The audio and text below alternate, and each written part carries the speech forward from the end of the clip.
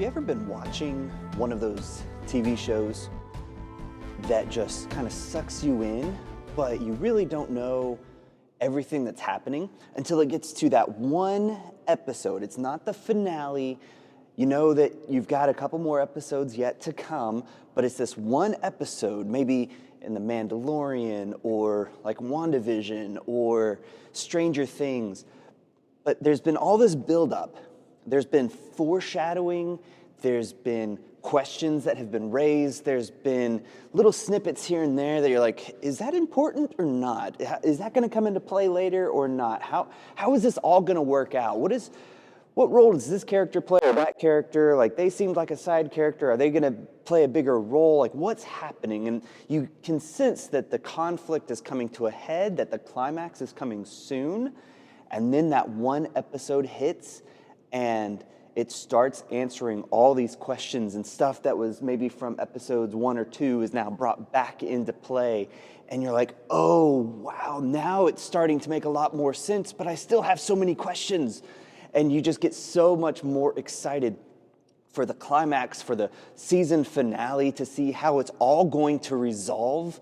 And it just sucks you in even more. Every good TV series, it seems, has that episode in it. And when I'm reading through the Gospel of John, this next section we're going to talk about is that episode. If you've been following along in the series, we finished before Christmas with the raising of Lazarus in John chapter 11. And yes, that in and of itself is a climactic moment in the Gospel of John. It's the sixth sign that Jesus performs, the sixth great miracle that points us to who he is.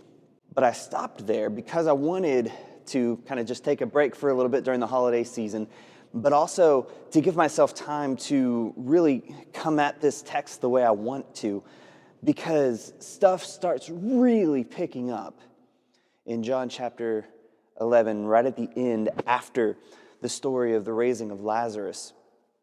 And from here on out, you've got to think of the cross. That's why I'm filming it right here in the shadow of the cross. Because from this point forward in the Gospel of John, everything is pointing us to the cross. Each gospel account kind of takes this in its own way. Luke, for instance, in Luke chapter 9, right towards the end of it, Luke records that Jesus set his sight toward Jerusalem, and from that point forward, he is purposefully, intentionally taking steps toward Jerusalem in his final week. Here in John chapter 11, you've got the raising of Lazarus, which obviously foreshadows the events to come in Jesus' own death, burial, and resurrection. But more than that, you have Jesus, for the first time, really pointing us toward the cross. And we see all of the gears start to set in motion for all the things being set in place, and all the characters taking their places and positions and finalizing what they think and what they believe and starting to act on that, driving us towards the cross. Everything in the next several chapters points us here. So in John chapter 11, in the last video, we saw Jesus raise Lazarus from the dead, striking an ultimate death blow to death itself. And you would think that would be absolutely amazing, that everybody would be on board with this, that word would get around that Jesus of Nazareth, who we thought might be the Messiah, has finally, he's been doing all these miracles. He's been restoring sight to the blind. He's been healing lepers. He's healed all sorts of diseases and ailments. He's performed these great miracles of feeding the large crowds. But finally, he has done what nobody else could do. He has raised someone from the dead. You would think everybody would be amazed by that and want to be on board with this whole Jesus thing, right? Well, yes and no. You have many people who did believe, who were just in awe and wonder at the miracle and the power of Jesus. But you have some others we're told, that went to the Pharisees. The Pharisees are set up as kind of the, not arch enemies, but the rivals of Jesus during this time. Jesus is doing a lot of kind of local mission work, going to the small towns and the backwaters and byways of Galilee. That's predominantly the Pharisees' territory. The Pharisees weren't primarily in Jerusalem, this kind of epicenter of religious life and political life for Israel. No, they were more in the synagogues at the local level. And so Jesus comes through preaching, teaching, winning people over. And so the Pharisees start to think, well, we're kind of losing some power and prestige here. And they're set up as Jesus' rivals. So some people go to the Pharisees and say, hey, did you hear what happened?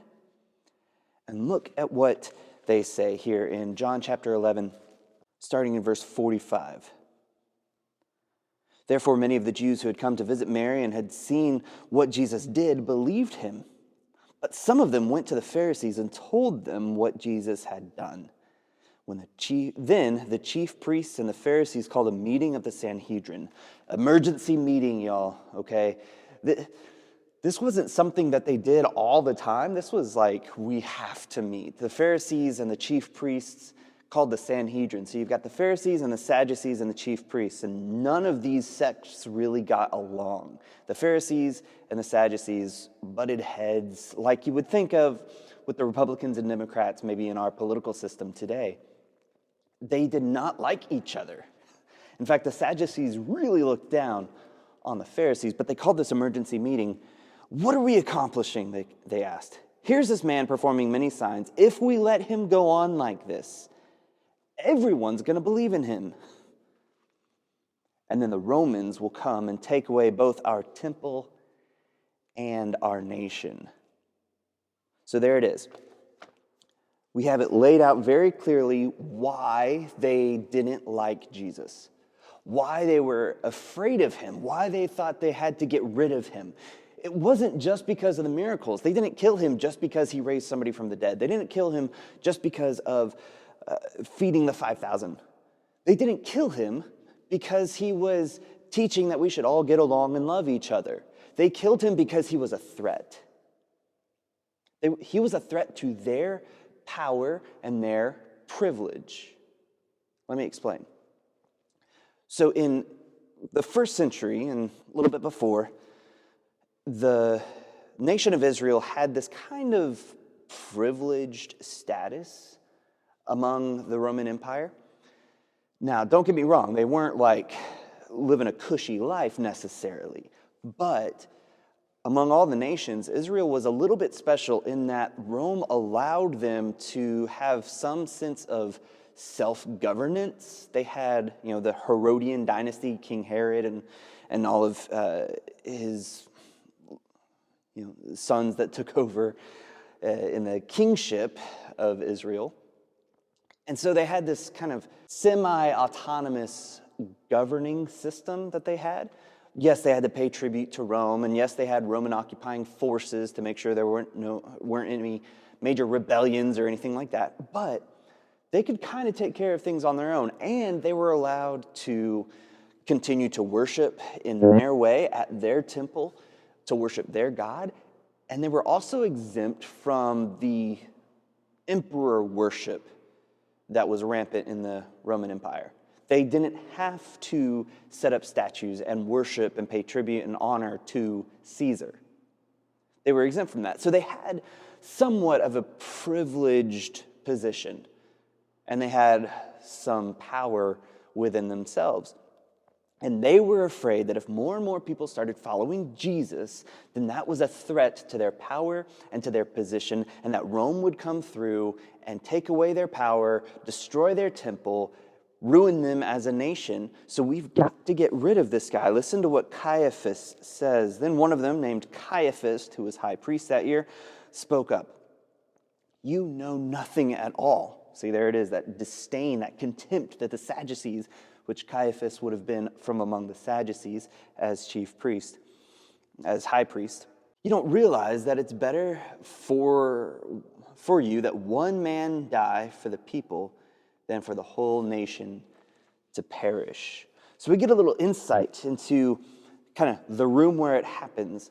and seeing how the sausage gets made here, so to speak, this political games that they're playing with each other. The Pharisees have this rivalry with Jesus, and so they bring it to the Sadducees and the chief priests, the people that can actually do something and maybe move the Roman government to arrest Jesus maybe, and they present it in such a way as like, hey, we've got our public interest in mind, and so what do you think we should do with this guy? Like, you idiots, come on, we got to kill him, obviously, because if he dies, I mean, what's one dude in relation to the whole nation?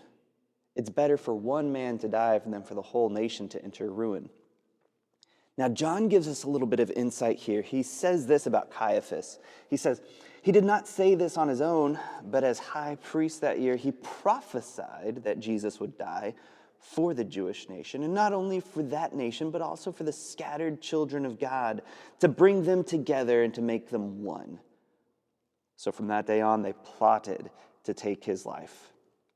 And Jesus, therefore, no longer moved about publicly among the people of Judea. Instead, he withdrew to a region near the wilderness, to a village called Ephraim, and there he stayed with his disciples.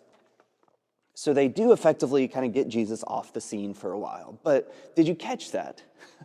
John's gospel is full of these double meanings. You say something and it could be taken one way or another, and sometimes it's both. And so here he's pointing out the fact that Caiaphas, this high priest who didn't care about Jesus at all and just kind of wanted him out of the picture, is saying it's better for one man to die than the whole nation to suffer. Well, that's exactly what would actually happen, but not in the way Caiaphas thought. It wasn't, we'll get rid of him and so we can just move on with our lives. It was, he's going to die so that God can bring about his kingdom and his salvation, not only for the Jews, but also for the Gentiles. He would die on behalf of his people and on behalf of all peoples, so that all people could then be drawn to God. Jesus would be the sacrifice, the scapegoat, the Passover lamb. He would take on all of this imagery and this symbolism to save his people. That's what his name even means. Jesus, the Hebrew, would have been Yeshua, which is the same name as Joshua, the leader in the Old Testament, who delivered his people and brought them into the promised land, taking up where Moses left off. And the name Joshua means Yahweh delivers. Yahweh saves. That's what Jesus' name means. And so God would save his people through the death of his son Jesus. Caiaphas may have just said this out of frustration, out of righteous indignation, but he said so much more than he really meant or even knew that he was trying to say. I think the greatest irony in all of this is that their concern about Rome coming through and taking away their nation and their governance and their religious capital there in Jerusalem and their temple is that is exactly what happened anyway.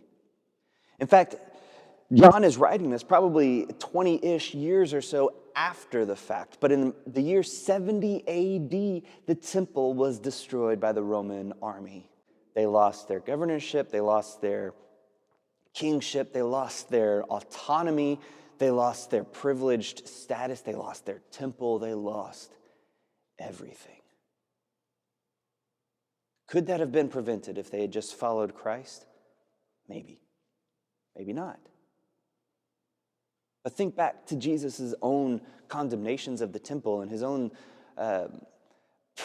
prophetic words that the temple would be destroyed anyway. Destroy this temple and I'll raise it in 3 days. He knew that the temple was going to be destroyed, that the temple was not going to be forever. So Jesus, through his ministry, is taking on the duties and responsibilities of the temple on himself, a place of forgiveness, a place of sacrifice, a place of connecting with and meeting God here on earth, this overlap of heaven and earth. Jesus took all of that on himself. This is John chapter 2 coming to fruition. So they set about plotting to kill him. And then Passover comes. This is the third time Passover is mentioned in the Gospel of John. You've got John chapter 2, where Jesus goes to the temple that I already mentioned. And you've got John chapter 6, the feeding of the 5,000. And now you've got John chapter 11 and 12 and forward, which is preparation for the Passover, Jesus' last Passover that he would celebrate here on earth. So the first Passover, he goes to the temple and pronounces condemnation on the temple and clears it and reestablishes or tries to reestablish worship in the temple as it should have been. The second Passover, he takes people out into the wilderness and feeds them the bread and the fish and this miraculous feeding in the wilderness and says, I am the bread of life that came down from heaven. I am that manna.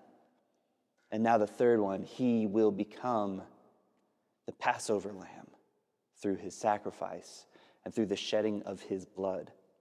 So he's getting ready for Passover. He comes to the region of Judea yet again, but he's kind of in hiding a little bit, not necessarily hiding per se, but just kind of staying out of the spotlight for a little bit until his time has come. And so as he makes his way, he comes to the city, the small town, I should say, of Bethany. Now, if you remember, Bethany is where Lazarus, Martha, and Mary lived.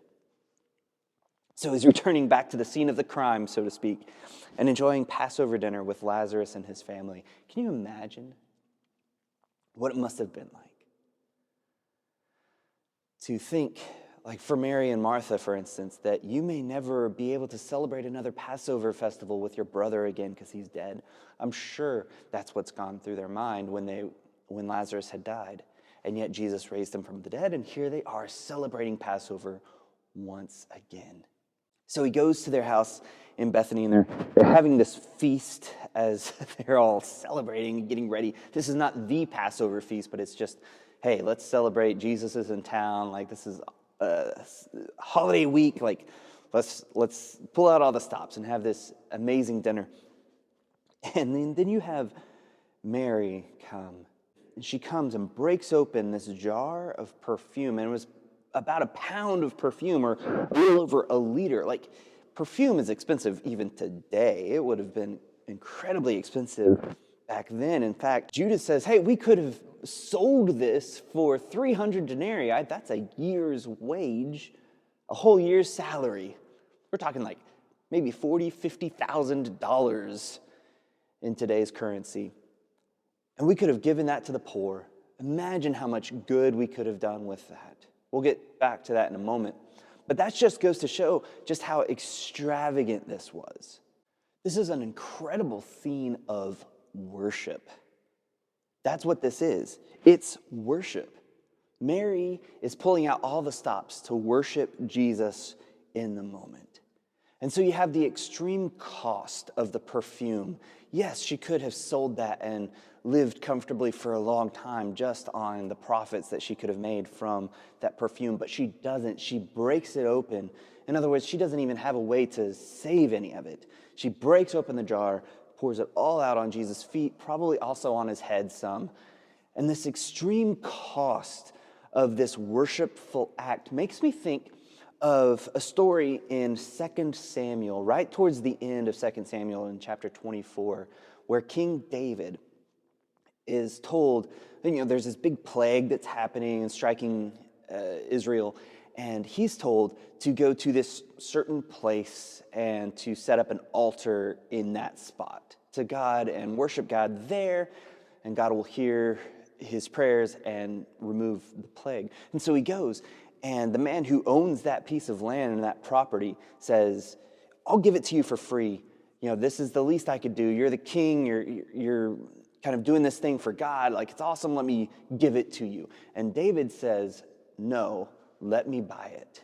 And he says something that I love. It's in 2 Samuel 24:24. He says, I will not offer to the Lord my God a sacrifice which costs me nothing. I will not offer that which costs me nothing. Offering something free that doesn't cost you anything is not a sacrifice. It's not really an act of worship. Worship should cost us something, and it cost Mary maybe everything she had. Everything she owned could have been contained just right there in that huge container of perfume, and she lays it all at Jesus' feet. I'm giving you everything. I will not offer to God that which costs me nothing. But there's more than that. It's also the social humiliation that she could have faced, this discomfort that she would have created in the room, this social taboo that she is breaking by letting her hair down. In that culture, women kept their hair up and covered because to let it down was very scandalous. Like, you didn't do that for anybody but your husband. And she lets her hair down and wipes her feet with her hair. It's this purposeful self-humiliation that she goes through on behalf of Jesus in order to worship, in order to show, I don't care anything about me. This is all about you, Jesus. And that reminds me of another story from the life of David in 2 Samuel chapter 6, when he has established Jerusalem as the capital of Israel, and he's bringing the Ark of the Covenant to be housed in the tabernacle there in the capital city. And the Ark of the Covenant is preceded by this huge parade and festival, and they're offering sacrifices, there's music, there's dancing, and in fact, David, the king himself, dances mostly naked, depending on how you read the text, in front of everybody and kind of makes a fool of himself. And his wife, Michal, kind of calls him out on that. Like, you are a king and you've made yourself look like an idiot and a fool in front of all these people. And David says, basically, I will make myself a fool in front of God any day of the week. It doesn't matter what other people think of me. If it's worship for God, who cares? It's not about you. It's not about your comfort and your pleasure. It's about God. So Mary here is kind of channeling this Davidic spirit of worship in this extravagant cost and this extreme humiliation that she goes through for herself in order to worship Jesus. But you've also got Judas, and you've got kind of this contrast between Mary and Judas. And Judas says, we could have sold this and given it to the poor, and that would have been a much better use of this money. And Jesus basically says, shut up, leave her alone. She's doing this in worship to me and to prepare me for my burial. Like, you're always going to have the poor with you, but you're not going to have me with you forever.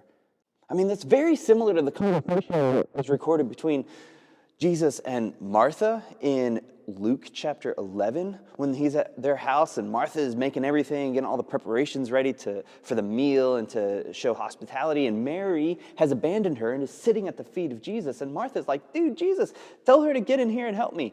And he says, Martha, you're upset and concerned about many things. Like, those things will get taken care of. She has chosen the greater thing. In fact, only the one thing that's most important. And that's spending time with me at my feet. And that's not going to be taken away from her. You see, there are some people like Martha or like Judas. I'm not necessarily comparing Martha to Judas. But there are people like that who think so much more practically about faith. It all has to make logical sense, and it all has to fit within our certain framework and our understanding of the way the world should work. And when people go outside of that, it makes us uncomfortable. Hey, Mary, you should be in here helping me, Martha says. Hey, Mary, why are you breaking that open? We could have sold that and given it to the poor, Judas says. And Jesus says both times, leave her alone. She's doing the thing that is most important. And that's devoting herself fully and completely to me. Those things will get taken care of. But here's the thing that I learned from these stories about Mary and Martha and Mary and Judas and this contrast is that the right thing done for the wrong reasons is the wrong thing. Let me say that again. The right thing done for the wrong reasons is the wrong thing. Martha wanted Mary to help her. Why? Because that's just what women do. Is it? You would rather her not listen to Jesus and learn from him and sit at his feet in order to help you bake your bread? Really? Baking bread, preparing the meal, that might be the right thing, but if it's done for the wrong reason, and that reason being like pulling somebody away from Jesus, then it's the wrong thing in that moment. Selling all you have and giving to the poor, didn't Jesus tell somebody else to do that? Well, yeah. But in this instance, it was in worship to Jesus. And Judas he only thought in terms of money. In fact, John gives us a little bit of insight into the fact that Judas was so obsessed with money that he would actually carry the purse, so he was at least somewhat good with money, I guess, but he would also take some for himself. So he only thought in terms of money. And this money could have been put to other uses. But the right thing done for the wrong reason, taking away from the worship of Jesus and giving it to the poor, is the wrong thing. Who are we more like? Are we more like Mary in this instance, or are we more like Judas in this instance? If we're really honest about ourselves. Meanwhile, I love that word, meanwhile. Here in John chapter 12, verse 9, meanwhile, other Jews learned that Jesus had come around, and so they went and snitched on him to the Jewish leaders, the Pharisees and the Sadducees that are looking to kill him, and said, hey, he's at Lazarus' house. And they're like, well, we've got to kill him too. That settles it. We've got to kill Lazarus too. So this is a premeditated double murder that they're planning. Really, guys, how far have you fallen? And this speaks to the human condition a lot of times. That we would rather ignore, or in some instances even destroy evidence, rather than letting the evidence change our mind and our thinking about stuff. Instead of looking at the story of Lazarus being raised from the dead and thinking, oh my goodness, that's amazing that God has this power and is working through Jesus to conquer death itself, they thought, oh, we got to get rid of this guy and the dude he raised from the dead. We have to destroy all the evidence so that we can preserve the status quo, so that we can keep things normal, so that we can go back to normal again and keep things the way they are, because we like things the way they are. We don't want anything to do with the kingdom of God as it's coming through Jesus. They would rather ignore the evidence or even destroy the evidence than allow the evidence to change them. And that's kind of the whole point of John's gospel. And the whole reason he's writing these things is the signs and the I am statements and everything is pointing us to Jesus so that we would believe, and by believing have life in his name. At this point for them, choosing not to believe is just kind of the life they've chosen for themselves.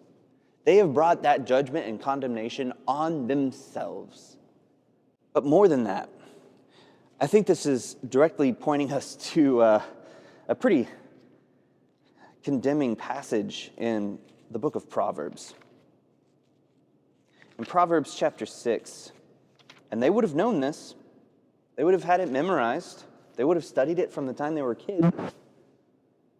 Proverbs chapter 6, verses 16 through 19, there are 6 things that the Lord hates, 7 that are detestable to him. So if God hates something, you probably shouldn't do it, right?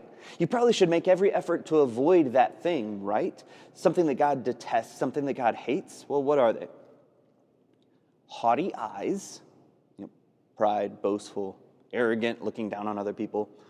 A lying tongue, hands that shed innocent blood, a heart that devises wicked schemes, feet that are quick to rush into evil, a false witness who pours out lies, and a person who stirs up conflict in the community.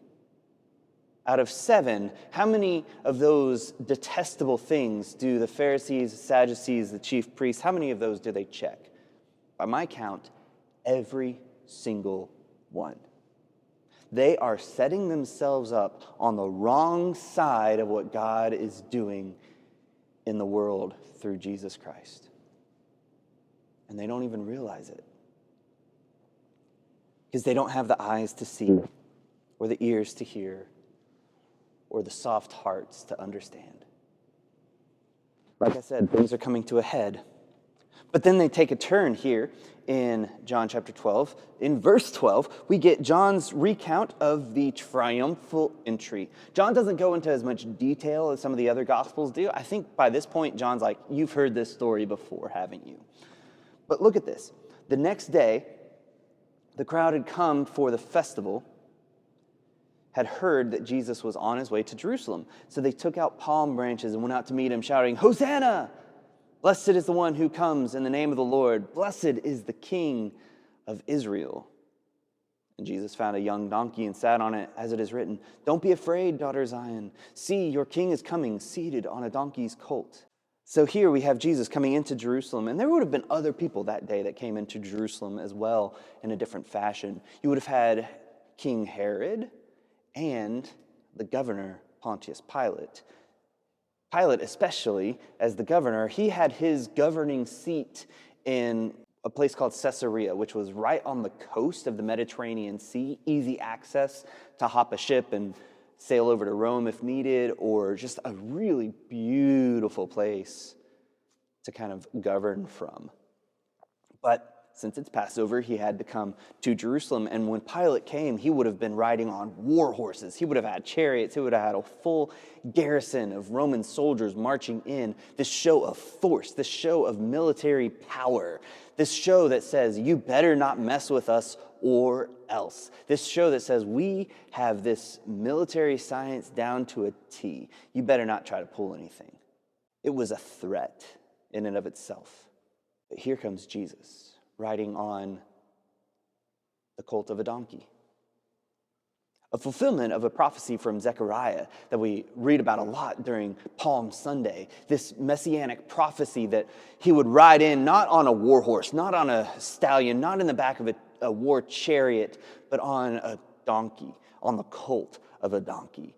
This symbol of peace, this symbol of victory, the symbol that the war is over. We don't have to have this military force anymore. I'm riding not on a war horse to battle, but I'm riding in on a donkey out of victory, because it's a time of peace and triumph. And the people see that, and they're laying palm branches down, which is another symbol of victory and triumph. And they're calling out, "Blessed is the one who comes in the name of the Lord." And then John adds this little tidbit, "Blessed is the King of Israel." So people were recognizing him as the rightful king, and they had this image that he was going to come in and assume the throne in Jerusalem and drive out the Romans. That's everything they ever wanted. That's all they hoped for. And yes, Jesus is coming as king, but it's going to look so much different than they ever expected. And these people that hail him on Sunday and exalt him on Sunday and cry out the praises of God as he comes into Jerusalem on Sunday are going to be the same people that cry out, "Crucify him," on Friday. The crowd is going to turn, and we know that because we know the story.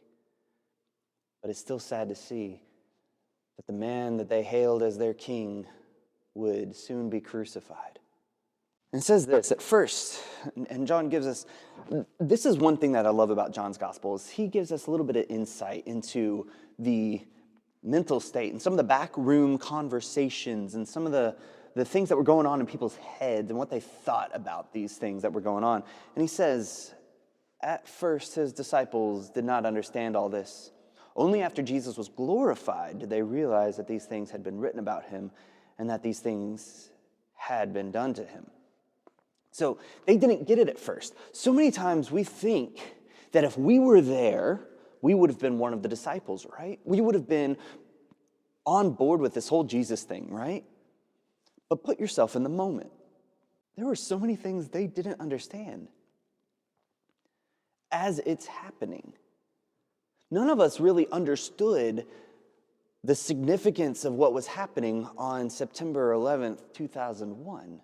None of us really understood the significance of what was happening, for instance, when Barack Obama was inaugurated as president. So many of us didn't understand the significance of what's happening when the rioters stormed the Capitol building on January 6th, 2021. It's hard to understand the historic significance of an event as it's happening, as it's unfolding, it takes some hindsight, some looking back to make sense of things. And that's exactly what the early church and the disciples did. They didn't understand it in the moment. And John is being so truthful and honest about that with us, and I really appreciate that. That they didn't have it all figured out. Even though they had been with Jesus for 3+ years at this point, they still didn't understand. They still didn't know what to make of it. And the entire New Testament, really, if you think about it, is the early church and the disciples having to look back and make sense of what happened, and make sense of the crucifixion, and make sense of the death and ultimately resurrection of Jesus. What does this mean for us? And through the power of the Spirit, they were able to formulate this idea that, oh, wow, the cross is no longer a thing of torture and death, but a symbol of life and love. They didn't understand it, but they would. And John's hope in writing this is that even if you still don't understand it all, that eventually, if you still hang on with the story, that you will.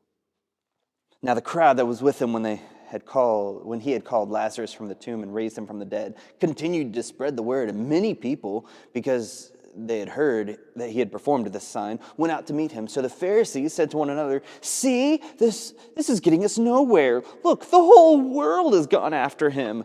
Like a pouty little 12-year-old. Like, really? Everybody's doing it. Everybody likes them better than us. They're grown men whining and complaining like little children because they can't see it for what it really is. They can't see Jesus for who he really is. They do not have the mental capacity to make that switch, to change their minds. Because if you change your mind, then that means you have to admit to being wrong. And we hate admitting that we're wrong. We hate it. Absolutely. That's why you see so many non-apologies from public figures. Have you ever noticed that?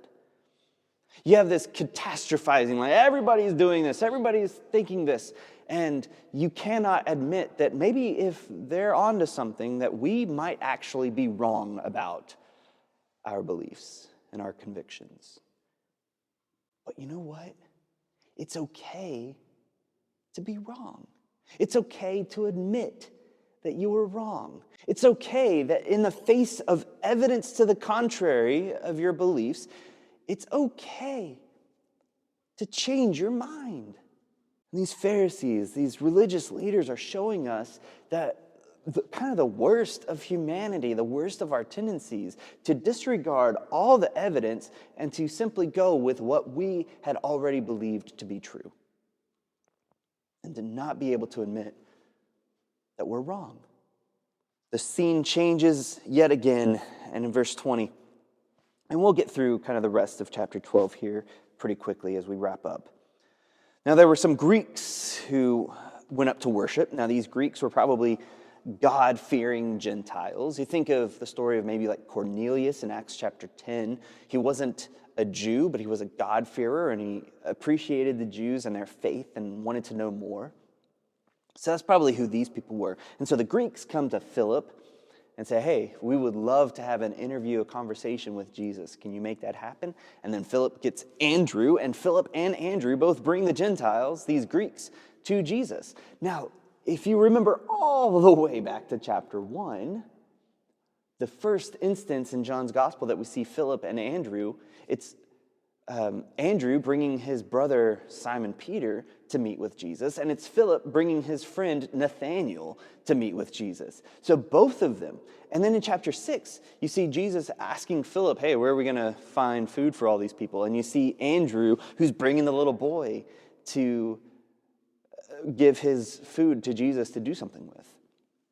So this is the third time we see Philip and Andrew kind of on a special mission to bring people to Jesus. And I think they're set up as examples of what it means to be a disciple, is to bring people to Jesus. It's not about you, it's not about me, it's about bringing people to Jesus. We'd like to meet Jesus. Well, let me take you to know him. Let me make that happen. So they bring these Gentiles to Jesus, and I think that's, again, just kind of the beginning of the end for all of this. Like, Finally, after all this kind of foreshadowing where Jesus says things like, I have sheep in other pens that you don't know about, and I am the light of the world, that now we see the Gentiles really actually being drawn to Jesus and coming to him. And so he has this conversation with them that we're not really privy to because I think it switches scenes, and I think they're still there, but he stops talking to them and starts talking to the crowd more broadly when he says things like, the hour has come for the Son of Man to be glorified. He talks about the seed falling to the ground and how it has to die metaphorically before it can bear fruit. And he talks about the Son of Man being lifted up. It's interesting what he says here. Anyone who loves their life will lose it. Anyone who hates their life in this world will keep it for eternal life. Whoever serves me must follow me, and where I am, my servant will also be. Now my Father will honor the one who serves me. So he has this kind of cryptic conversation. He's speaking in riddles again a little bit here, but he basically says it's time to put up or shut up. Are you going to follow me or not? Are you all in on this thing or not? If you love your life too much, you're going to lose it. But if you hate your life, you will find it. And it reminds me of this scene in Revelation chapter 12. In Revelation chapter 12, when John, the Revelator, sees the great vision of all these multitudes who had gone before him, the saints who had died in service to the kingdom. It says, now have come the salvation and power and the kingdom of our God and the authority of his Messiah. For the accuser of our brothers and sisters who accuses them before God day and night has been hurled down. That's going to be important again in just a moment as well. In verse 11, they triumphed over him by the blood of the Lamb and by the word of their testimony. They did not love their lives so much as to shrink from death. Some of us love our lives too much, if we're honest. The moment following Christ gets a little uncomfortable, we jump ship. The moment something's asked of us that we're not willing to give, we bail. Because we love our life too much. We're satisfied too much. We're content with what we have, almost to a fault. We think we've got everything we need. What do we need to rely on Jesus for? Or when he asks us to do and make great sacrifices for him, we're hesitant. We would rather sacrifice to God. That would cost us nothing, unlike David and unlike Mary. Jesus says, it's time to put up or shut up. Are you going to follow me or are you not? Because where I'm leading is my death, which he gets into more as he goes on in verse 27. My soul is troubled. And what shall I say? Father, save me from this hour? No, it was for this very reason I came to this hour. Which is kind of interesting because in other gospel accounts, we see him praying in the garden, Father, if there's any other way, take this cup from me. Let this cup pass from me. But not my will, but what you will. And here in John, Jesus is a lot more confident. What should I say? Like, Father, save me from this hour? So it's kind of a little bit of both. It's like Jesus is almost kind of trying to amp himself up and give himself a confidence boost to face what he knows is coming. But then he says this in verse 28, Father, glorify your name. Wow, such a powerful statement. When he taught his disciples to pray, he said this, Our Father who art in heaven, hallowed, or may your name be kept holy. Hallowed be your name. Glorify your name, Father. And a voice came from heaven. I have glorified it and will glorify it again. And so the crowd heard it. And Jesus said, this voice was not for my benefit, but for yours. To glorify the name of God. That was Jesus' main goal in life. Whether it led him to the cross or whether it led him to the palace, whatever happened, he would live to glorify the name of God. Whatever God willed for him, he would do. And that's the example he sets for us. And that's the example Paul calls us to in Philippians chapter 2, for instance. That great Christ hymn where he says, Jesus took on the form of a man and became like a servant, became obedient to death, even death on a cross. And that's how we're supposed to live as well. To glorify your name, God. It's not about me. It's not about my glory. It's not about my awesomeness. It's not about gaining followers for myself. It's not about my fame. It's about yours, God. Your name be glorified. He says this, now this is the time for judgment on this world. Now the prince of this world will be driven out. So the accuser in Revelation chapter 12 that John was telling us about, this accuser of our brothers and sisters, has been cast down. He says, now the prince of this world will be driven out. Same thing. And when I am lifted up from the earth, I will draw all people to myself. Was this talking about being lifted up on the cross or being lifted up in his resurrection? I think the answer is yes. Both.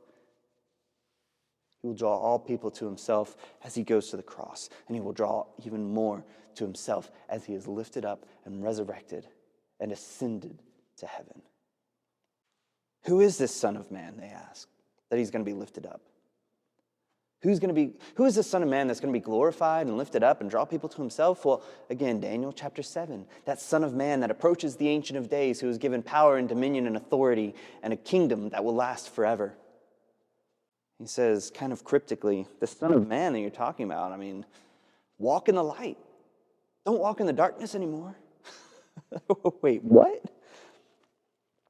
Believe in the light while you have the light, so that you may become children of the light. Again, kind of drawing us back to John chapter 1. In him was life, and that life was the light of all mankind, and that light shines in the darkness, and the darkness does not overcome it or understand it. And Jesus himself saying, I am the light of the world. Walk in the light. Believe in the light. Who is this Son of Man? You're looking at him. I've got to be lifted up. And when I'm lifted up, I'll draw all people to myself. Stop living in darkness. You know, these people, it's going to go on to talk about their unbelief and whether they believe or not, and who is he? And it's going to quote from Isaiah and talking about how these people have ears to hear, but they're deaf, and they have eyes to see, but they're blind, and they have hearts that are just hardened and unable to understand. They would not believe him. They could not believe him. They made conscious choices to not believe him. They were living in the darkness, and they were content to live in the darkness. Because here's the thing. When you're living in a shadow, it's hard to know that the sun exists. It's hard to believe in the sun when you're living in shadows. Right now, I've got lights on me to help maybe the lighting of this video. But if I'm here and I'm blocking out the light and it's casting a shadow over me, if that's all I've ever known, then I may not even know that there's a light there. It's like these people are tidally locked, so to speak. You know what I mean by that? Like the planet Mercury is tidally locked to the sun, so that as it rotates, its rotation equals its revolution. And so one side of Mercury is always facing the sun, and one side of Mercury is always facing away. Now imagine, if you will, for instance, that you could be living on the planet Mercury. Now, it's impossible, but just pretend that you could be living on the planet Mercury, and you're living, and you've grown up your entire existence on the far side of Mercury, on the side that faces away from the sun. And so all you see when you look out every day of your life is complete blackness of space, the emptiness of space, the stars, maybe some planets, but you never see the sun. How would you know that it exists? If you're always living in shadows, how would you know that the light is there? If that's all you've ever known. These people were living in darkness. They had never even seen the light. And so many of them were afraid to step out from the shadows and into the light because they were afraid of it, because light hurts. If you've lived in darkness, it hurts. If you've been in bed and had the lights off and then somebody comes in and turns them on, it hurts. You don't like it. You'd rather live in the darkness. We get accustomed to and comfortable with the darkness. But Jesus is urging us to step out into the light. Get out from the shadows. Stop living in the darkness and live in the light so that you can see really, truly what is happening. And I want to close with what he says here. In verse 44, Jesus cried out, "Whoever believes in me does not believe in me only, but in the one who sent me. The one who looks at me is seeing the one who sent me. I have come into the world as a light, so that no one who believes in me should stay in the darkness. If anyone hears my words but does not keep them, I don't judge that person, for I didn't come to judge the world, but to save the world. There is a judge for the one who rejects me and does not accept my words. The very words I have spoken will condemn them in the last day, for I don't speak on my own, but the Father who sent me commanded me to say all that I have spoken. I know that his command leads to eternal life. So whatever I say is just what the Father has told me to do. Can you hear the desperation in Jesus' voice? Other gospel accounts have this instance of weeping over the city of Jerusalem. I think that's kind of what Jesus is doing here in John's gospel. He is crying out. He's begging people, come on, believe in me. If you've seen me, you've seen God the Father. I'm only saying what God has told me to say. If you're not believing me, that's fine, but realize that if you don't believe me, you also don't believe God. There's a better way. Live in the light. But the simple fact is, sometimes the brightest light casts the darkest shadows. And if all you've ever known is living in darkness, it can be hard and scary to step into the light. So all of these things are set in motion. You have the Pharisees and the Sadducees and the high priest getting together to plot to kill Jesus. You have Judas Iscariot, who starts to reveal something of himself and his character and his love for money and his view of the world. You've got the Greeks, these people that aren't a part of the nation of Israel, coming and wanting to talk to Jesus. And you've got Jews who cannot and would not and will not believe openly. So you've got all of these pieces set in motion. You've got Jesus himself saying, I'm going to be lifted up. I'm going to die. What comes next? Let's hang on. All the pieces are set in motion. The climax is coming. We know where this is all heading. Everything is coming together in John's gospel. So stick around for next week as we get into Jesus' farewell discourse, so to speak, in John chapter 13. Thanks for watching. We'll catch you again next time.